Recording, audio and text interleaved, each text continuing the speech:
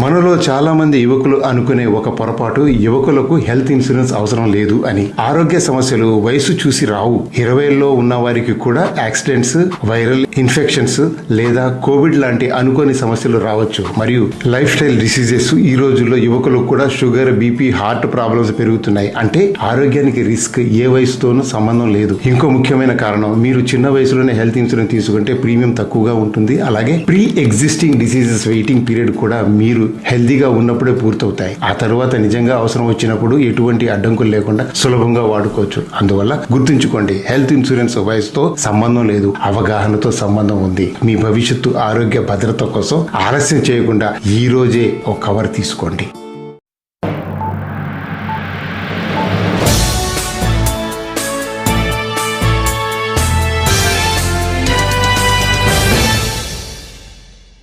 Srinath Reddy Mittapalli YouTube channel స్వాగతం. అందరికీ నమస్కారం. నేను మీ శ్రీనాథ్ రెడ్డి మిట్టపల్లి. ఇవాళకి వచ్చి ఫిబ్రవరి 24, 2026 సంవత్సరం. ఇవాళ ముఖ్య అంశాలకు వచ్చినట్టయితే, కువైట్లో నేషనల్ డే సెలబ్రేషన్కి సంబంధించినటువంటి అన్ని ఏర్పాట్లు పూర్తయినట్లు తెలియజేస్తున్నారు. నిబంధనలు ఎవరైనా ఉల్లంఘిస్తే వారిపైన కఠినమైన చర్యలు ఉంటాయని చెప్పేసి మినిస్టర్ ఆఫ్ ఇంటీరియర్ వాళ్ళు తెలియజేస్తున్నారు. కువైట్లో ఈ వేడుకల్లో ఇతరులకు ఇబ్బంది కలిగించేటువంటి వారిపై కఠినమైనటువంటి చర్యలు తీసుకోబడతాయని చెప్పేసి తెలియజేస్తున్నారు. ముఖ్యంగా నీళ్లు చల్లడం. అంటే చాలామంది ఏం చేస్తుంటారంటే, ఈ నేషనల్ డే సెలబ్రేషన్స్లో భాగంగా వాటర్ బెలూన్స్ ఏవైతే ఉంటాయో వాటిని విసరడం కానీ, అలాగే వాటర్ గన్స్ని యూజ్ చేయడం కానీ ఇలాంటివి చేస్తూ ఉంటారు. సో ఆ విధంగా ఎవరైనా సరే చేసినట్లయితే కనుక వారిపైన చట్టపరమైన చర్యలు చాలా కఠినంగా ఉంటాయని చెప్పేసి తెలియజేస్తున్నారు. అలాగే వాహనదారులు కూడా హెచ్చరిక చేస్తున్నారు.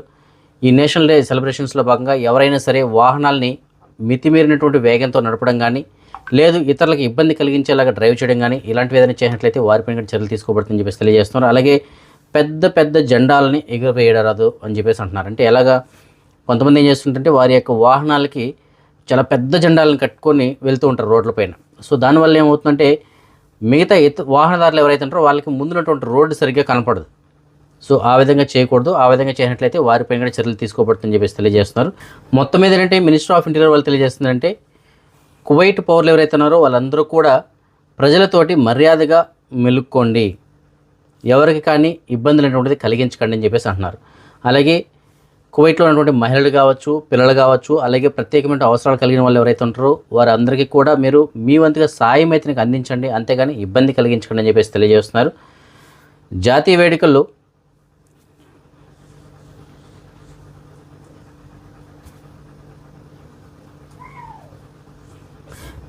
వేడుకల్ని బాధ్యతాయుతంగా జాతీయ గౌరవాన్ని భంగం కలిగించకుండా జరుపుకోవాలని చెప్పేసి మినిస్టర్ ఆఫ్ ఇంటీరియర్ వాళ్ళు అయితే తెలియజేస్తున్నారు. సో ఏదైనప్పటికీ రేపు నేషనల్ డే, ఎల్లుండి లిబరేషన్ డే, రేపు ఎల్లుండి పబ్లిక్ హాలిడే, అలాగే శుక్రవారం, శనివారం కూడా హాలిడేలు అయితే ఉండబోతున్నాయి. తిరిగి మళ్ళీ మనకి మార్చి 1వ తారీఖున 3 ఆఫీసులు అయితే ప్రారంభమవుతాయి, గవర్నమెంట్కి సంబంధించినటువంటి ఆఫీసులు.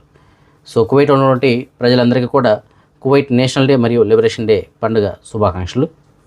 కువైట్ నేషనల్ డే సెలబ్రేషన్స్ను పురస్కరించుకొని కువైట్లో ఉన్న మన భారతదేశానికి సంబంధించిన రాయబారి కార్యాలయం అంటే ఎంబసీ అయితే వాళ్ళు కూడా ఒక ప్రెస్ నోట్ని రిలీజ్ చేయడం జరిగింది. రేపు మరియు ఎల్లుండు అంటే ఈ నెల 25 మరియు 26వ తారీఖున ఎంబసీకి సెలవు దినాలుగా ప్రకటించడం జరిగింది. అయితే ఎమర్జెన్సీ సేవలు ఏవైతే ఉంటాయో అవి మాత్రం అందుబాటులో ఉంటాయని చెప్పేసి అంటున్నారు. సో మిగతావన్నీ కూడా రేపు ఎల్లుండు మనకి అందుబాటులో ఉండవు. సో ఏదైనప్పటికీ ఎంబసీలో ఏదైనా పనులు ఉంటే మాత్రం రేపు ఎల్లుండు ఆఫీసులో అయితే మనకి అందుబాటులో ఉండవు, పోస్ట్పోన్ చేసుకోండి. కువైట్కి సంబంధించినటువంటి అగ్నిమాపక శాఖ వాళ్ళు కువైట్లోని అబూ ఫతైరా ఇండస్ట్రియల్ ప్రాంతంలో తనిఖీలు నిర్వహించడం జరిగింది. ఎవరైతే భద్రతా ప్రమాణాలను పాటించకుండా, సేఫ్టీ ప్రికాషన్స్ పాటించకుండా ఉంటారో అగ్నిమాపకు సంబంధించినవి, సో అలాంటి వారిపైన చర్యలు తీసుకోబడింది. సుమారుగా 38 ఉల్లంఘనలు అయితే నమోదు చేయాలని తెలియజేస్తున్నారు. ఈ 38 బిల్డింగ్స్ కూడా సరైనటువంటి భద్రతా ప్రమాణాలను పాటించట్లేదు. రేపు ఏదైనా అగ్ని ప్రమాదం జరిగినప్పుడు అక్కడ వెంటనే అగ్నిమాపక శాఖ వాళ్ళు స్పందించాలంటే దానికి తగినటువంటి ఏర్పాట్లు అక్కడ ఉండాలి. సో అలాంటివి లేకుండా అక్కడ ఉల్లంఘనలు పాల్పడ్డారని చెప్పేసి 38 బిల్డింగ్స్కి వీళ్ళు ఉల్లంఘనలు అయితే నమోదు చేయడం జరిగింది. కువైట్లో డాక్యుమెంట్స్ ఫోర్జరీ చేశారు అని చెప్పేసి ప్రభుత్వ రంగంలో పనిచేసినటువంటి 2 అధికారులకి కువైట్కి సంబంధించినటువంటి న్యాయస్థానం 4 సంవత్సరంలో జైలు శిక్ష విధించింది. వివరాలుగా మనం చూసుకున్నట్లయితే, కువైట్కి సంబంధించినటువంటి మున్సిపల్ డిపార్ట్మెంట్లో పనిచేసి రిటైర్ అయినటువంటి ఒక 2 అధికారులపైన చర్యలు తీసుకోబడింది. వాళ్ళు గతంలో ఫోర్జరీ డాక్యుమెంట్స్ సబ్మిట్ చేశారు అని చెప్పేసి నిరూపితమైంది. వీళ్ళు ఏం చేశారంటే, ఆస్తులకు సంబంధించిన వివరాలతో కూడిన డాక్యుమెంట్స్ ఏవైతే ఉంటాయో అలాంటి డాక్యుమెంట్స్ని వీళ్ళు ఫోర్జరీ చేయడం జరిగింది. ఫోర్జరీ చేసి సబ్మిట్ చేశారు. దాని తర్వాత దీనిపైన పూర్తి విచారణ జరిపినటువంటి న్యాయస్థానం ఇంకా కొన్ని వెలుగులోకి తినకు వచ్చాయి. ఇలాంటి డాక్యుమెంట్స్ చాలా ఉన్నాయి అని చెప్పేసి తేలింది. సో దాంతో వీరికి 4 సంవత్సరముల కఠిన కారాగార శిక్ష అయితే విధించడం జరిగింది. సో దీన్ని నజిహా అనేసి అంటారు. నజిహా అనేసి అంటే అవినీతి కేసు. Kuwait authority for combating corruption అంటే నజిహా అని చెప్పేసి అంటూ ఉంటారు. సో ఈ కారణం చేత ఈ నజిహా కింద వీళ్ళకి శిక్ష అయితే విధించడం జరిగింది. సో కువైట్లో ఎవరైనా సరే డాక్యుమెంట్స్ ఫోర్జరీ చేయడం కానీ, అవినీతికి పాల్పడడం కానీ ఇలాంటి ఏది జరిగినా సరే ఈ విధంగా కఠినమైనటువంటి చర్యలు అయితే తీసుకోబడుతుంది. కువైట్కి సంబంధించిన ప్రభుత్వ రంగ ఏకీకృత అప్లికేషన్ ఏదైనా ఉందంటే అది సాహిల్ అప్లికేషన్ చెప్పేసి మనకు తెలుసు కదా. సో ఆ సాహిల్ అప్లికేషన్లో మరొక కొత్త ఫీచర్ని తీసుకురావడం జరిగింది. ఎవరైనా వారికి సంబంధించినటువంటి వెహికల్ వేరే వాళ్ళు తోలడానికి అనుమతి ఇవ్వాలి అనుకుంటే వాళ్ళు వారి యొక్క సాహిల్ అప్లికేషన్ ద్వారా అనుమతి ఇవ్వచ్చు అని చెప్పేసి తెలియజేస్తున్నారు. సో ఈ కొత్త ఫీచర్ని సాహిల్ అప్లికేషన్లో తీసుకురావడం జరిగింది. అంటే ఫర్ ఎగ్జాంపుల్కి నాకు ఒక వెహికల్ ఉంది, నా వెహికల్ నేను కాకుండా వేరే వాళ్ళు నడపడానికి నేను అనుమతి ఇచ్చాను అనుకోండి. నేను బయట వెళ్ళాలి, నాకు నీ బండి కావాలంటే నేను వాళ్ళకి బండి ఇవ్వదలుచుకున్నాను అనుకోండి. సో అప్పుడు నేను వాళ్ళకి ఆ బండి ఇస్తున్నట్లు, దానికి అప్రూవల్ ఇస్తున్నట్లు నేను సాహిల్ అప్లికేషన్ ద్వారా వాళ్ళకి పర్మిషన్ అయితే ఇవ్వచ్చు. సో రేపు ఎక్కడైనా వెహికల్ తీసుకెళ్ళిన తర్వాత అతను ఎవరైనా పట్టుకున్నా సరే నీ వెహికల్ కాదు కదా, నువ్వు ఎందుకు డ్రైవ్ చేస్తున్నావు అనేసి అంటే అతను చూపించవచ్చు సాహిల్ అప్లికేషన్లో నేను అతనికి పర్మిషన్ ఇచ్చినట్లు. సో ఆ విధంగా సాహిల్ అప్లికేషన్లో ఈ కొత్త ఫీచర్ని అయితే తీసుకురావడం జరిగింది. రమదాన్ మాసంలో కొంతమంది భిక్షాటన అనేటువంటిది చేస్తూ ఉంటారు. ఎందుకు అంటే డబ్బుల కోసం. యాక్చువల్లీ ఈ విధంగా చేయడం గల్ఫ్ కంట్రీస్లో నిషేధం. ఎవరైనా సరే భిక్షాటన చేసినట్లయితే వారిని పట్టుకుంటే కఠినమైనటువంటి చర్యలు అయితే తీసుకోబడుతుంది. వాళ్ళ శిక్షలు కూడా చాలా కఠినంగానే ఉంటాయి. కువైట్లో కూడా ఇదే పరిస్థితి. అయితే కొంతమంది ఈ రంజాన్ మాసంలో కనుక భిక్షాటన చేసినట్లయితే ఎక్కువ డబ్బులు వస్తుందని ఆశపడి చేసేవాళ్ళు ఇంకా ఉన్నారు. శిక్షలు పడతాయని తెలుసు, అయినా సరే వాళ్ళు ధైర్యం చేసి భిక్షాటన చేస్తూ ఉంటారు. అయితే ఈ విధంగా భిక్షాటన చేసినటువంటి ఒక వ్యక్తిని అయితే అదుపులో తీసుకోవడం జరిగింది. ఆ వ్యక్తి దగ్గర భారీగా డబ్బులను కూడా గుర్తించడం జరిగింది. వివరాలు మనం చూసుకున్నట్లయితే ఈ సంఘటన దుబాయ్లో చోటు చేసుకుంది. దుబాయ్లో ఒక వ్యక్తి భిక్షాటన చేస్తున్నాడు. అతను ప్రధానంగా ఏం చేస్తుంటాడంటే ఈ కూడల దగ్గర అంటే సిగ్నల్స్ దగ్గర, అలాగే పార్కింగ్ ప్లేసెస్ దగ్గర లగ్జరీ కార్లు ఏవైతే ఉంటాయో, ఖరీదైనటువంటి కార్లు నడిపే వాళ్ళు ఎవరైతే ఉంటారో వారిని టార్గెట్ చేసుకొని వారి దగ్గరికి వెళ్ళి భిక్షాటన కూడా చేయడం జరుగుతుంది. ఎందుకంటే చిన్న చిన్న వెహికల్స్ అనుకోండి వాళ్ళు ఇవ్వచ్చు ఇవ్వకపోవచ్చు. ఈ లగ్జరీ కార్లు అనుకోండి ఎంతో కొంత తప్పనిసరిగా ఇవ్వడానికి అవకాశం ఉంటుంది. సో అలాంటి లగ్జరీ కార్లు మాత్రమే టార్గెట్ చేసుకొని అతను భిక్షాటన కూడా చేస్తున్నాడు. అయితే దుబాయ్కి సంబంధించినటువంటి పోలీసు వాళ్ళు ఏం చేశారంటే ఈ వ్యక్తిని గుర్తించి పట్టుకోవడం జరిగింది. పట్టుకున్న తర్వాత వీళ్ళు గుర్తించింది ఏంటంటే ఇతని దగ్గర సుమారుగా 20,000 దిర్హంలు అయితే కనుక లభించాయి డబ్బులు. అంటే మన డబ్బుల్లో చెప్పాలంటే సుమారుగా 4.5 లక్షల రూపాయలు అతని దగ్గర దొరికింది. ఇవంతా కూడా ఆ భిక్షాటన చేయడం వల్ల ఆయనకి వచ్చిందని చెప్పేసి తెలియజేస్తున్నారు. సో దాంతో అతను అదుపులో తీసుకున్నారు. చట్టపరమైన చర్యలు తీసుకోవడం కోసం సంబంధిత విభాగాలు రెఫర్ చేశారు. సో దుబాయ్లో కూడా భిక్షాటన చేయడం అనేది నేరం. ఎవరైనా సరే ఆ విధంగా చేసినట్లయితే వారిపైన చర్యలు అయితే చాలా కఠినంగా ఉంటాయి. సో ఒక్క దుబాయ్నే కాదండి, కువైట్, గల్ఫ్ కంట్రీస్, మ్యాక్సిమం అన్ని గల్ఫ్ కంట్రీస్లో కూడా ఇదే చట్టాలు అయితే అమల్లో ఉంటాయి. సోషల్ మీడియాలో ప్రస్తుతానికి ఒక వీడియో అయితే వైరల్ అవుతుంది. ఆ వీడియోలో ఉన్నది ఏమిటంటే సౌదీ అరేబియాకి సంబంధించిన ఒక పిల్లవాడు ఫుడ్ అయితే కనుక అందరికీ పంచిపెట్టడం జరుగుతూ ఉంది. అయితే దాంట్లో వింత ఏముంది, ఎందుకు వైరల్ అవుతుంది అని చెప్పేసి మీరు అనుకోవచ్చు. సో ఆ పిల్లవాడు ఆ వీడియోలో ఉన్నది మ్యాటర్ ఏంటంటే ఆ పిల్లవాడు వచ్చి ఇంట్లో నుంచి ఏటీఎం కార్డు అనేటువంటి తీసుకొచ్చి ఒక హోటల్లో భారీగా ఫుడ్ అనేటువంటిది ఆర్డర్ చేసి వాటిని ఒక కారులో పెట్టుకొని ఆ కారు కూడా వేరే వాళ్ళు రెంట్కి తీసుకున్నాడు అనమాట. రోడ్డుపైకి వచ్చి అటుగా వెళ్తున్న వాళ్ళందరికీ కూడా ఆ ఫుడ్ పార్సల్స్ అనేటువంటిది పంచడం జరుగుతుంది. అయితే దీనికి సంబంధించిన సమాచారం ఇంటి దగ్గర ఉంటూ వాళ్ళకి అందింది. సో వాళ్ళు వచ్చి నువ్వు కార్డు ఎందుకు తీసుకొచ్చావు, ఎందుకు ఈ విధంగా చేస్తున్నావు అని చెప్పేసి అడగడంతో అతను నేనేం తప్పు చేశాను, నేనేం తప్పు చేయలేదు కదా, నేను ఆహారమే కదా పంచిపెడుతున్నాను, దీంట్లో తప్పే ఉంది అని చెప్పేసి నిలదీశాడు అనమాట. దాంతో ఫ్యామిలీ మెంబర్స్ కూడా ఆఖరికి ఫస్ట్ కొద్దిగా కోపడినా దాని తర్వాత రియలైజ్ అయ్యాను అనమాట. సో దీనికి సంబంధించిన వీడియో ప్రస్తుతం సోషల్ మీడియాలో వైరల్ అవుతుంది. ఆ వీడియోని కూడా నేను ఇవాళ మీకు యూట్యూబ్లో ఆల్రెడీ పోస్ట్ చేసినాను, మీరు ఒకసారి గమనించవచ్చు.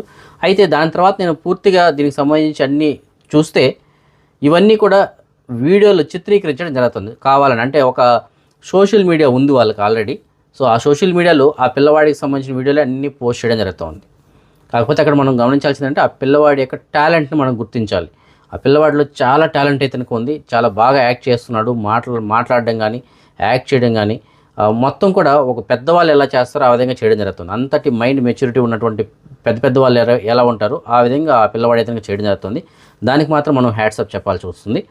కానీ ఆ వీడియో అప్పటికప్పుడే ఏదో తెలియకుండా చేయడం అలాంటిది అయితే కాదు. సో ఆ వీడియోలో పిల్లవాడు చెప్తాడు, నేను అమ్మ కార్డు ఎందుకు తీసుకొచ్చావు అనేసి అంటే నేను అమ్మకి మెసేజ్ పెట్టాను, అమ్మకి మెసేజ్ పెట్టి తీసుకొచ్చాను నేను.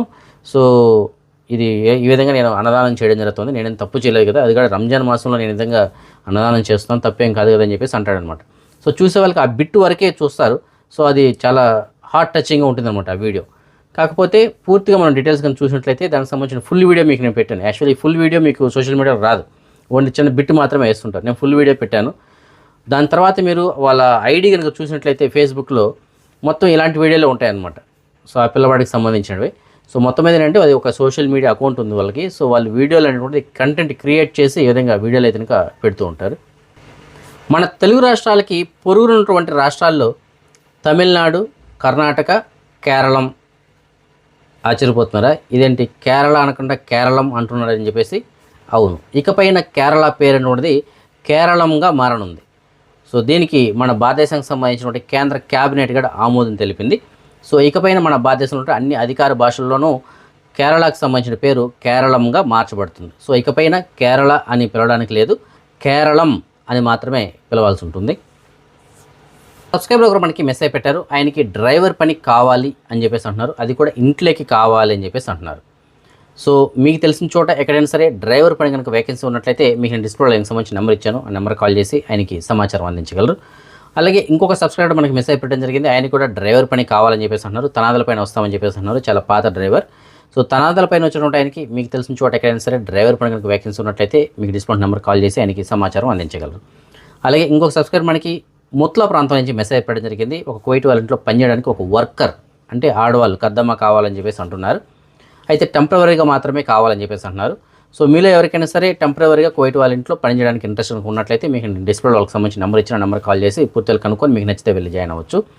అదే మనం ఈ మనీ ఎక్స్చేంజ్ విషయానికి వచ్చినట్లయితే ప్రస్తుతానికి ఒక కువైట్ దినార్ మన భారతదేశం రూపీస్లో సుమారుగా 296 రూపాయలుగా ఉంది. బంగారం విషయానికి వచ్చినట్లయితే మాలియాలో ఉన్న సూకల్ వతియాలో ఉన్నటువంటి షాప్ నెంబర్ 121లో ఉన్నటువంటి ఎఫ్కే జ్యువెలర్స్ వాళ్ళు మనకు అందించిన సమాచారం మేరకు 22 క్యారెట్ల బంగారం ప్రస్తుతానికి 1 గ్రామ్ ధర 46 దినార్ల 865 పిలుసు ఉంది. అదే 24 క్యారెట్ల బంగారం అనగా బిస్కెట్ల రూపంలో ఉన్న బంగారం ప్రస్తుతానికి 1 గ్రామ్ ధర 51 దినార్ల 107 పిలుసు ఉంది. సో 22 క్యారెట్ల బంగారం నిన్నటికి వాళ్ళకి 1 గ్రామ్ పైన సుమారుగా 100 దినార్ వరకు అయితే కనుక తగ్గింది అని చెప్పేసి మనం చెప్పుకోవాలి. సో ఈ ఫ్రెండ్స్ ప్రస్తుతానికి ఉన్న అప్డేట్స్. రేపు రాత్రి 9 గంటలకు వచ్చిన వీడియోలో మరిన్ని అప్డేట్స్ తెలుసుకుందాం. అందుకోసం జై హింద్.